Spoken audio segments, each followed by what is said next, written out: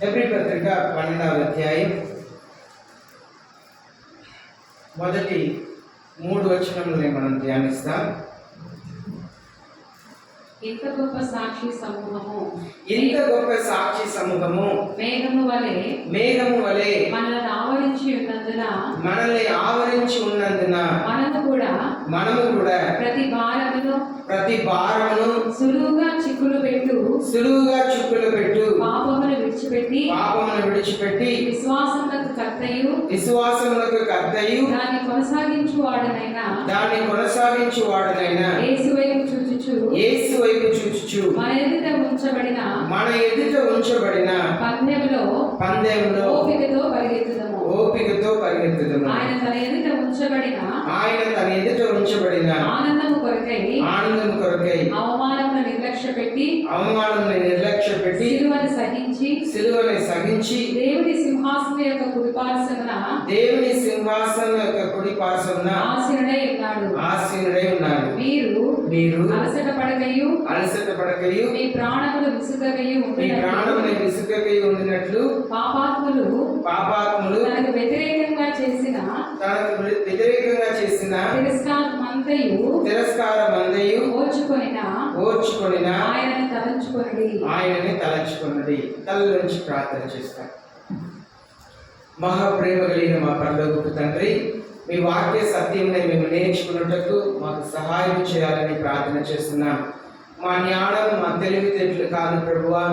అయ్యా, మీరు మీ ఆత్మీయ సత్యంని మాకు నేర్పించమని ప్రార్థన చేస్తున్నాం. మా సంతా కూడా మీకు సన్నిహితముగా మేము రావాలి. ఈ వాక్యం ద్వారా, ఈ వాక్యం వినటం వలన మిమ్మల్ని మేము ఎక్కువ ప్రేమించాలి, మీకు ఇష్టకరంగా మేము జీవించాలి. అటు కృపను మాకు దయచేయమని యేసుక్రీస్తు నామములో ప్రార్థిస్తున్నాం పరలోకపు తండ్రి, ఆమేన్.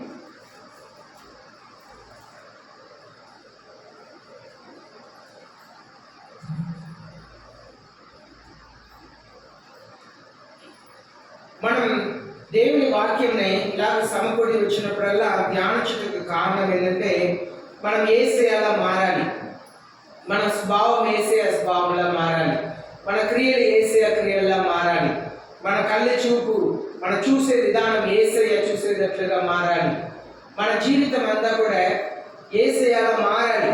దానికి మనం దేవుని సన్నిధికి వస్తున్నాం, దేవుని వాక్యంని మనం ఆలకిస్తున్నాం. ఈ దినం ఈ వాక్యం ద్వారా మన దేవునికి సన్నిహితంగా వచ్చే కృపనే పరిశుద్ధ ఆత్మ దేవుడు మనకు అనుగ్రహించునుగాక. therefore అని వచ్చిందంటే దాని తెలుగులో ఏమంటారు? కాబట్టి అని రావటానికి కారణం ఏంటంటే, కాబట్టి. ఎందుకు కాబట్టి? 11వ అధ్యాయంలో మన విశ్వాస వేరుల గురించి చదువుతున్నారు. విశ్వాస జీవితంలో జీవించి దేవుని చేత అంగీకరించబడిన వారు పట్టికలను మనం చదువుతున్నాం. కాబట్టి వీళ్ళందరూ విశ్వాసంలో జీవించారు, కాబట్టి విశ్వాసం మూలముగా గొప్ప జయమును చూశారు. కాబట్టి since we have so great cloud of witness surrounding us, మన చుట్టూ మేఘాల వలె చాలా మంది మనల్ని చూస్తున్నారు. మనకు ముందుగా క్రైస్తవ జీవితంలో జీవించిన వారు, మనకు ముందుగా విశ్వాస పోరాట జీవితంలో జీవించిన వారు మేఘాల వలె మనల్ని చుట్టూ ఉన్నారంట. మనం ఒంటరి వాళ్ళం కాదు, మన చిన్న మంద కాదు, మన చుట్టూ పరిశుద్ధులు, విశ్వాసంలో జీవించిన దేవుని పిల్లలందరూ కూడా మన చుట్టూ ఉన్నారు. కనుక మనం ఏం చేయాలంటే, లెట్ us ఆల్సో, మనము కూడా అంటే 11వ అధ్యాయంలో చూసిన విశ్వాస వీరులందరితో పాటు మనము కూడా, తనకు అర్థం అదే. 11వ అధ్యాయంలో చూసిన దేవుని పిల్లలు పరిశుద్ధులు అందరితో పాటు మనము కూడా లే అసైడ్ ఎవ్రీ ఎన్క్యూమరెన్స్, అనగా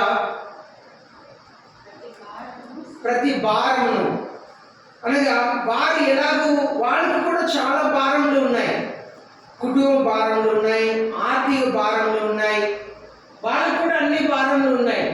వాళ్ళు ఎలాగూ వాళ్ళ భారములు అన్నింటినీ పక్కన ఉంచారో అలాగనే మనం కూడా మన ప్రతి భారమునే మనం పక్కన ఉంచుతాం. లే అసైడ్ ఎవ్రీ ఎన్క్యూమరెన్స్, ప్రతి భారమునే మనం వాళ్ళకి పక్కన ఉంచి, and sin which so easily entangles us, మనల్ని సులువుగా చిక్కులు పెట్టే పాపములన్నింటినీ కూడా మనం పక్కన ఉంచుతాం. కొన్నిసారి మనకు బూతులు మాట్లాడి మాట్లాడి అలవాటు అయిపోయి కొందరికి ఎలా ఉంటుందంటే ఆ బూతులు మాట్లాడటం మానలేకపోతారు. వాళ్ళకి తెలియకనే బూతులు మాట్లాడుతూనే ఉంటారు. అనగా వాళ్ళు మంచిగా మాట్లాడుతుంటారు. మంచిగా మాట్లాడుతున్నప్పుడే ఏదో ఒక రీతిలో గాయపరిచే మాటలు, బూతు మాటలు, దేవునికి అయిష్టమైన మాటలు అలాగే వస్తూనే ఉంటుంది. చుడువుగా చిక్కులు పెట్టే పాపములు. కొన్నిసారి ఈ కళ్ళుని సాచురేటెడ్ ఐ, లస్ట్ఫుల్ ఐస్ అంటే మన కళ్ళు నానిపోయి ఉంటుంది చెడ్డదాన్ని చూసి చూసి చూసి కనుక అలవాటు అయిపోయింది. కొందరు ఉంటారు పొగ తాగుతారు. పొగ తాగే వాళ్ళకి ఎలా ఉంటుందంటే పొగ వేరే ఒకరు తాగుతుంటే ఆ పొగ వాసన వస్తే వీళ్ళు కూడా తాగాలని అనిపించింది. కొందరు ఎలా ఉంటారంటే మందు తాగే వాళ్ళు ఉంటారు. వీటన్నిటికంటే ఈ లోకానుసరమైన పాపం కంటే మన మనసులో కొందరు సులువుగా అసూయపడతారు, కొందరు సులువుగా కోపపడతారు. అదే షార్ట్ టెంపర్డ్నెస్ అంటారు. నేను చాలా సంవత్సరాలుగా ఈ సమస్యలతో పోరాడుతున్నాను. దేవుడు విజయం దయచేస్తున్నారు. అనగా మనల్ని సులువుగా చిక్కులో పెట్టే పాపం ఒక్కొక్కరికి ఒక్కొక్క విధానంలో ఏదైనా ఒక పాపంలో పడిపోవడానికి అవకాశం ఉండిద్ది. అదంతా కూడా మనం పక్కన ఉంచాలి. దేవుడు అటు కృపను మనకు అనుకరిస్తున్నారని మనం చూస్తున్నాం. Let us run with endurance the race that is set before us. మనకు ముందుగా ఒక పందెంని దేవుడు ఉంచారు. పరుగుల పందెం లాంటి ఒక పందెంని దేవుడు ఉంచారు. ఆ పందెంని మనం కొనసాగించాం. ఓపికతో పరిగెత్తాలి. ఆ పందెంలో ఓపికతో మనం పరిగెత్తాలి. ఈ క్రైస్తవ జీవితం మనం ప్రారంభించాం. ఎన్ని ఆటంకములు వచ్చినా కూడా మనం పరిగెత్తుతానే ఉండాలి. మన చుట్టూ కూర్చున్న వారు కొందరు మనల్ని చూసి ఏదేదో హేళనమైన మాటలు పలుకోవచ్చు, మనల్ని నిరుత్సాహపరచవచ్చు. కానీ ఎట్టి పరిస్థితుల్లో కూడా నిరుత్సాహపడకుండా యేసయ్య మనకు ముందు ఉంచిన ఆ బహుమానాన్ని చూసుకొని మన ముందుకు పరిగెత్తే క్రైస్తవులుగా ఉండాలి. ఎట్టి పరిస్థితుల్లో కూడా ఏదో సమస్య వచ్చిందని మనం ఆగిపోకూడదు. యేసయ్య అదే చెప్పారు. విత్తనాలు ఒక వ్యక్తి విత్తారంట, అనగా సువార్తని ప్రకటించారంట. కొన్ని విత్తనాలు ముళ్ళు చెట్ల మీద పడిందంట, కొన్ని విత్తనాలు రాళ్ళ మీద పడిందంట, కొన్ని విత్తనాలు మార్గం మీద పడిందంట, త్రోవ మీద పడిందంట, కొన్ని విత్తనాలు మంచి నేల మీద పడిందంట. రాయి మీద పడిన విత్తనాలు మొలిచింది కానీ వేరు లోన వెళ్ళలేక అది మాడిపోయిందంట. అలాగే ముళ్ళు మీద పడిన విత్తనాల గురించి చెప్తున్నారు. అది నేల బాగానే ఉంది, మంచి నేలే, కానీ పైన ముళ్ళు ఉంది. కనుక ఆ చెట్టు ఎంత వేరు లోన వెళ్ళినా కూడా అది ముళ్ళు వలన ముళ్ళలేకపోయింది, అనగా అది ఫలించలేకపోయింది. ఈ లోకంలో ఉన్న లోక ఆశ, రాయి మీద పడిన వారంటే వాక్యాన్ని సంతోషంగా వినటం, కానీ ఏదైనా ఒక సమస్య, అనగా కుటుంబ సమస్య, బంధువుల మధ్యలో నువ్వు చర్చి పెడుతున్నావు అంటామే, నువ్వు క్రైస్తవులుగా అవుతున్నావు అంటామే అని అడిగితే వెంటనే కృంగిపోతాం. మనల్ని ఎవరైనా హింసిస్తే వెంటనే చర్చి మానేస్తాం, దేవుని సన్నిధికి వెళ్ళటం మానేస్తాం. కొందరు శోధనలు వస్తే ఆ శోధనని తట్టుకోలేక దేవుడైనా విడిచిపెట్టడానికి ఇష్టపడతారు, కానీ ఆ శోధనని జయించుటకు దేవుని దగ్గర వస్తామని ఆలోచన కలిగి ఉండరు. చూడండి, దావీదు విషయంలో, సౌలు విషయంలో చూస్తే దావీదు ఏ సమస్య వచ్చినా దేవుని వెతికి వెళ్ళేవారు. సౌలు తను సమస్య వచ్చినప్పుడు దెయ్యంని వెతికి వెళ్ళారని మనం చూస్తున్నాం. మనకు శోధనలు వస్తాయి. రాతి నేల మీద పడిన విత్తనాలు అంటే నమ్ముతారు, కానీ శోధన వచ్చినప్పుడు, అనగా విశ్వాసంకు ఎదిరింపు వచ్చినప్పుడు దాన్ని విశ్వాసాన్ని మానేస్తారు, దేవుని వెంబడించడం మానేస్తారు. ముళ్ళు మీద పడిన చెట్లు అంటే లోక ఐచ్ఛారు, అనగా లోకంలో ఉన్న వాటిని గురించి ఆలోచన. అయ్యో, నేను ఇంకా ఇల్లు కట్టుకోలేదే, నాకు అప్పు ఉన్నదే, నాకు సమస్యలు అలా ఉన్నదే, నా ఆరోగ్యం ఎలా ఉన్నదే, అలా లోకంలో ఉన్న దాని గురించి ఆలోచన చేసుకొని ఫలించకపోవటం. మంచి నేల మీదే విత్తనం పడింది, విత్తనం మంచి నేల మీదే పడింది, కానీ ముళ్ళు చెట్టు మధ్యలో పడింది కనుక అది మొలవలేక, అది ఫలించలేకపోతుంది. కారణం ఏంటంటే లోక విచారణ, లోకం నీ గురించి, అయ్యో నాకు ఆ సమస్య ఉన్నది, ఈ సమస్య ఉన్నది, నేనేం చేయాలి అని చెప్పి బాధపడటం. ఇక్కడ మనం చూస్తున్నాము, let us run with endurance, అనగా సహించుకోవాలి.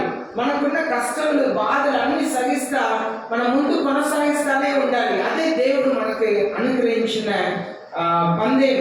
కనుక మనకు ముందు దేవుడు ఒక పరుగుల పందెంలో ఉంచారు, క్రైస్తవ పరుగుల పందెంలో ఉంచారు. మనం చనిపోయే వరకు విశ్వాస జీవితం జీవించాలి. మరణించే వరకు యేసయ్య మీద పరిపూర్ణమైన విశ్వాసంలో ఉంచి దేవునికి నమ్మకమైన జీవితంలో జీవించాలి. రెండవ వచనంలో చదువుతాం, fixing our eyes on Jesus. మన కళ్ళుని యేసయ్య మీద ఉంచాలంట. మన కళ్ళుని యేసయ్య మీద ఉంచాలి. కారణం ఏంటి?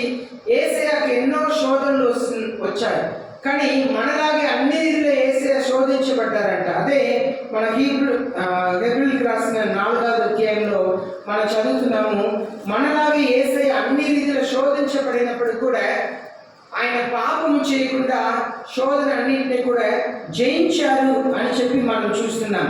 హెబ్రీయులకు రాసిన 4వ అధ్యాయం 15వ వచనంలో మనం చదువుతున్నాము, వన్ హూ హ్యాస్ బీన్,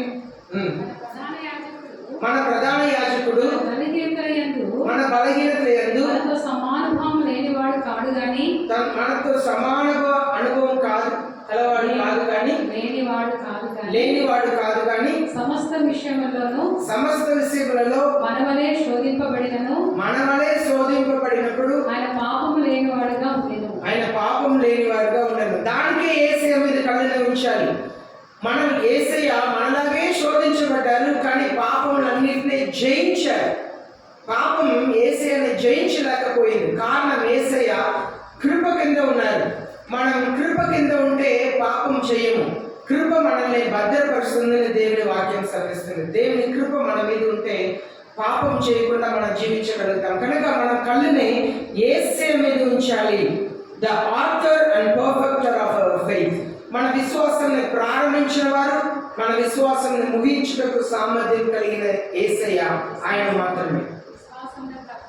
విశ్వాసమునకు కర్తయు దానిని కొనసాగించువాడైన యేసు వైపు చూచుచు. అనగా చూడండి, మనకి ఇప్పుడు బాగానే ఉంది, కానీ దినములు వస్తున్నాయి. క్రైస్తవులు అందరినీ కూడా హింసించే రోజులు వస్తాయి. క్రైస్తవుల్ని ప్రశ్నించే రోజులు వస్తాయి. మిమ్మల్ని పట్టుకుని అడుగుతారు, ఎందుకు చర్చి పెడుతున్నారు, మీ కులం ఏంటి, మీ మతం ఏంటి, మీ ఇంట్లో ఉన్న వారందరి సంగతి ఏంటి, నువ్వు ఎందుకు చర్చి పెడుతున్నావు అని అడుగుతారు. మనం ఏం చేస్తాం? భయపడతాం. అయ్యో ఏం చేస్తారు, నన్ను జైలు వేస్తారు, నన్ను కొడతారు, నన్ను చంపుతారు, భయపడతారు. మన విశ్వాసాన్ని కొనసాగించింది యేసయ్య. మన దేవుని సన్నిధిలో ఉన్నామంటే యేసయ్య మన విశ్వాసాన్ని కొనసాగించారు కనుక మనం ఇక్కడ ఉన్నాం. విశ్వాసంలోకి కర్తగా ఉన్నాడు. ఆయన్ని ప్రారంభించింది మనలో విశ్వాసం కలిగినకు కారణం యేసయ్య. దాన్ని కొనసాగించే యేసు వైపు చూచుచు మన విశ్వాసాన్ని కొనసాగించుటకు సామర్థ్యం కలిగినది యేసయ్య మాత్రమే. మన విశ్వాసాన్ని కొనసాగించుటకు సామర్థ్యం కలిగినది యేసయ్య మాత్రమే. మనం బలహీనమైన వారమే, మనం భయపడే వారమే. మనకు ఏదైనా శోధన వస్తే మనం భయపడతాం, మనం కృంగిపోతాం. కానీ మనకు బలం ఇచ్చేది యేసయ్య మాత్రమే, మనకు ధైర్యం ఇచ్చేది యేసయ్య మాత్రమే. చూడండి, who for the joy set before him endured the cross. తనకి పరలోకంలో ఒక నిత్య సంతోషాన్ని పరలోక తండ్రి ఉంచారు కనుక సిలువని సంతోషంగా భరించారంట. ఈ ఒక్క రోజు నేను సిలువని భరిస్తాను, నా సిలువ మరణాన్ని పొందుకుంటాను, తర్వాత నా తండ్రితో పాటు సింహాసనంలో నేను కూర్చుంటాను. చూడండి, యేసయ్య సిలువని మోసిన దినం మాత్రమే సిలువని మోసిన దినం కాదు. తన జీవితం అంతా కూడా తనకు వచ్చే శోధనలు అన్నింటినీ కూడా జయించారు.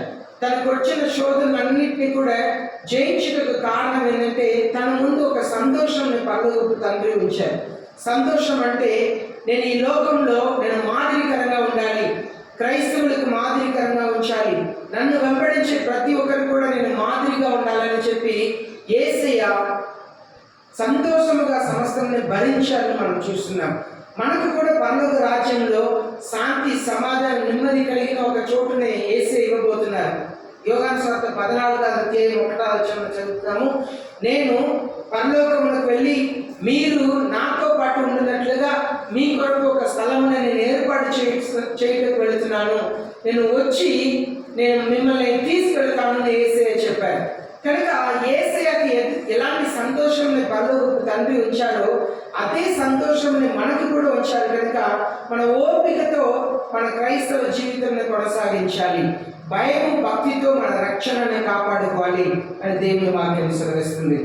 తర్వాత డిస్పైసింగ్ ద షేమ్ అనగా అవమానం అన్నిటిని కూడా పట్టించుకోకూడదు, మనల్ని నిర్లక్ష్యం చేయాలి, అవమానముని మనం నిర్లక్ష్యం చేయాలి. మనల్ని చాలా మంది భయపెట్టేవారు ఉంటారు, అవమానపరిచే వారు ఉంటారు, అలలియ గుంపు అంటారు, వీడి చర్చికి వెళ్తారంట అంటారు. ఏదైనా జరిగితే మనల్ని అవమానపరుస్తారు. అవమానాన్ని నిర్లక్ష్యం చేయాలి, అవమానాన్ని చూసి కృంగిపోకూడదు, అవమానాన్ని చూసి బాధపడకూడదు. బంధువులందరూ కూడా దేవుని ఎరగని వారిగా ఉండవచ్చు, వారి మధ్యలో నిన్ను చూసి చెప్తారు, నువ్వు ఒక్కరే క్రైస్తవురాలే, నువ్వు ఒక్కరు మాత్రమే, నువ్వు మంచి వ్యక్తిలే, మాతో పాటు నువ్వు రావా ఏంటి అని అలాంటి మాటలు చెప్పినప్పుడు అవమానంని ధైర్యంగా తీసుకోవాలి, నిర్లక్ష్యం చేయడం నేర్చుకోవాలి. ధైర్యంతో యేసయ్యని వెంబడించుటకు పరిశుద్ధ ఆత్మ దేవుడు తన కృపని మనకు అనుగ్రహిస్తూ ఉంటారు.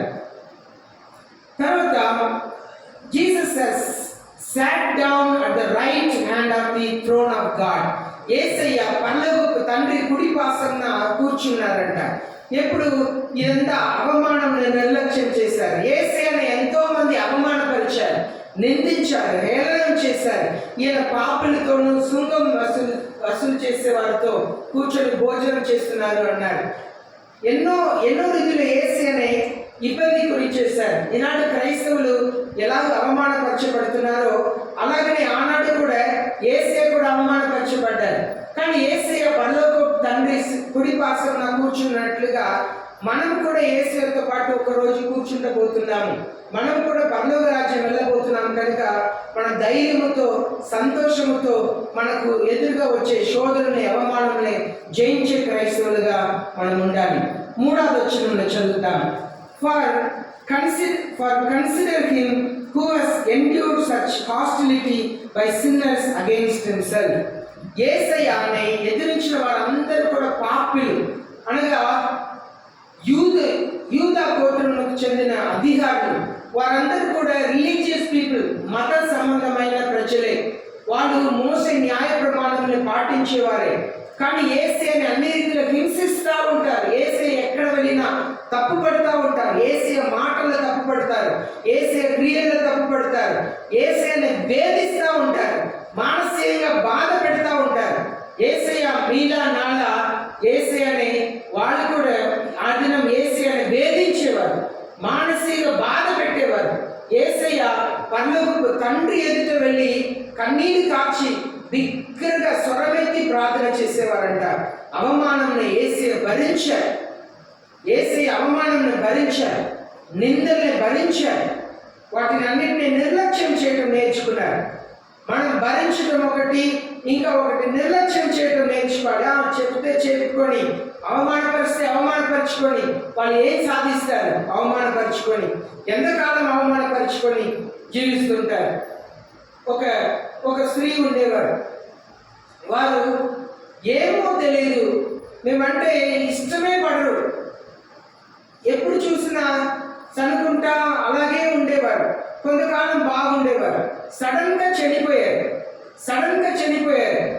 నేను అనుకునేవాడిని, ఆలోచన చేస్తే ఏం సాధించారు జీవితంలో? ఇరుగు పొరుగు వారితో సంతోషంగా లేక, సేవకులతో మంచిగా లేక, మంచిగా మాట్లాడక సాధించేది ఏముంది జీవితంలో? ఏమీ లేదండి. ఈ జీవితంలో ఏమీ సాధించలేదు. ప్రాణం పోయింది, సడన్గా ప్రాణం పోయింది. మన జీవితం కూడా అలాంటిదే. ఎప్పుడు వరకు మనం జీవిస్తామో తెలియదు, ఎప్పుడు మరణం వచ్చిందో తెలియదు. ఇరుగు పొరుగు వారితో సంతోషముగా ఉండాలి, సమాధానకరంగా మాట్లాడాలి, అందరినీ క్షమించాలి. మనకు విరోధంగా పాపం చేసిన ప్రతి ఒక్కరిని కూడా యేసయ్య నామములో మనం క్షమించాలి. క్షమించే మనసు ఉండాలి. చూడండి, యేసయ్య ఎండ్యూర్ ద హాస్టిలిటీ అనగా యేసయ్యని ఎదిరిస్తానే ఉంటారు. ఇంకా ఒక ఆవిడ కూడా ఒక ఒక స్త్రీ ఇలాగే మాట్లాడుతూ ఉండేవారు. నేను అనుకున్నాను, ఇలా ఆలోచన చేసుకొని ఏం సాధిస్తారు? దేవుని మందిరంలో అడుగు పెట్టాలంటే ఇష్టం ఉండదు, దేవుని సన్నిధికి రావాలంటే ఇష్టం ఉండదు. నేను అనుకునేవాడిని, ఏం సాధించబోతున్నారు?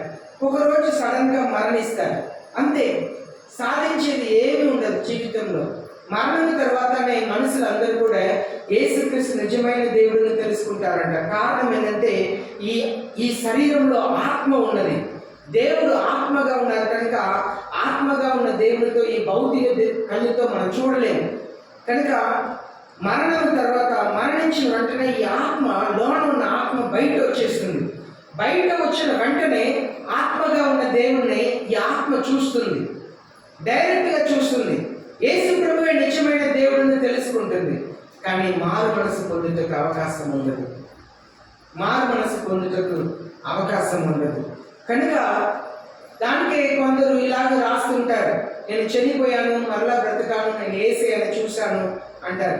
ఆత్మ బయట వచ్చిన వెంటనే నిజమైన దేవుడు యేసు ప్రభుని చూస్తుంది. హాస్టిలిటీ అంటే ఎదురుస్తూ ఉండటం, ఇబ్బంది పెట్టడం, మానసికంగా వేధించటం. అలాగూ ఆనాటి యూదా మత గురువులు యేసయ్యని చేసేవారు. యేసయ్య సమస్తాన్ని భరించి సమస్తాన్ని సహిస్తూ ఉన్నారు. So that you will not grow weary and lose heart. మీరు అలాంటి హృదయంలో మానసిక వేదన పొందకూడదు. మీరు విశ్వాసంలో కోల్పోకూడదని యేసయ్య మాదిరిగా జీవించి చూపించారు. యేసయ్య మాదిరిగా జీవించి చూపించారు. కనుక దేవుని పిల్లలైన మనం మనసుని దృఢంగా ఉంచాలి. 3వ వచనంలో చదవండి ఒక పర్యాయం. మీరు అలసట పడకయు మీ ప్రాణములు విసుక్కకై ఉండినట్లు పాపాత్ములు తనకు వ్యతిరేకంగా చేసిన తిరస్కారం అంతయు ఓర్చుకొనిన ఆయనను తలంచుకొనుడి. యేసయ్యను తలంచుకోవాలంట. మనం ఇప్పుడు బాగున్నాం, ఎందుకంటే మన శరచాలకు వెళ్ళలేదు, మనల్ని ఎవరు పట్టుకొని కొట్టలేదు. ఎందుకు చర్చికి వెళ్తున్నావు, ఎందుకు యేసయ్యను నమ్ముకున్నావు అని చెప్పి మనల్ని శరచాలు వేయలేదు, మనల్ని కొట్టలేదు, తిట్టలేదు. కనుక మనకు తెలియదు. కానీ స్త్రీలు అనుభవించి ఉంటారు. భర్త చర్చికి వెళ్ళవద్దు, ప్రార్థన చేయవద్దు, ప్రార్థనకు వెళ్ళవద్దు అని చెప్పడం వల్ల అనుభవించి ఉంటారు. మనం ఓర్పు పొందాలి, సహించాలి. దానికి యేసయ్య మనకి మాదిరిగా వీటిని ఉంచారు. కనుక యేసయ్య వైపు చూడాలి, విశ్వాసాన్ని ధైర్యంగా కాపాడే క్రైస్తవులుగా ఉండాలి. అటు కృపణ యేసయ్య మనందరికీ అనుగ్రహించుగాక. ఆమేన్. మోకరిస్తాం, ప్రార్థన చేస్తాం. మీ విశ్వాస జీవితం ఎలా ఉన్నది? మీ విశ్వాస జీవితం ఎలా ఉన్నది?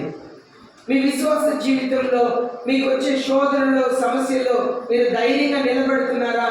లేదు విశ్వాస జీవితంలో పడిపోయే క్రైస్తవులుగా ఉన్నారా? సమస్యల శోధనను ఎదిరించే బలం మీకు ఉన్నదా? ఆలోచన చేసి చూడండి. లేకపోతే యేసయ్యని అడగండి, యేసయ్య మీ కృపని నాకు దయచేయండి ప్రభువా, మీ కృపని నాకు దయచేయమని ప్రార్థన చేస్తున్నాను. మీ కృప లేకుండా నేను జీవించలేను ప్రభువా, మీ కృప లేకుండా నేను జీవించలేను. నాకు సహాయం చేయండి, నాకు కృపను దయచేయండి. పరలోకపు తండ్రి, మీ కృపను దయచేయండి. మహాప్రేమ కలిగిన మా పరలోకపు తండ్రి,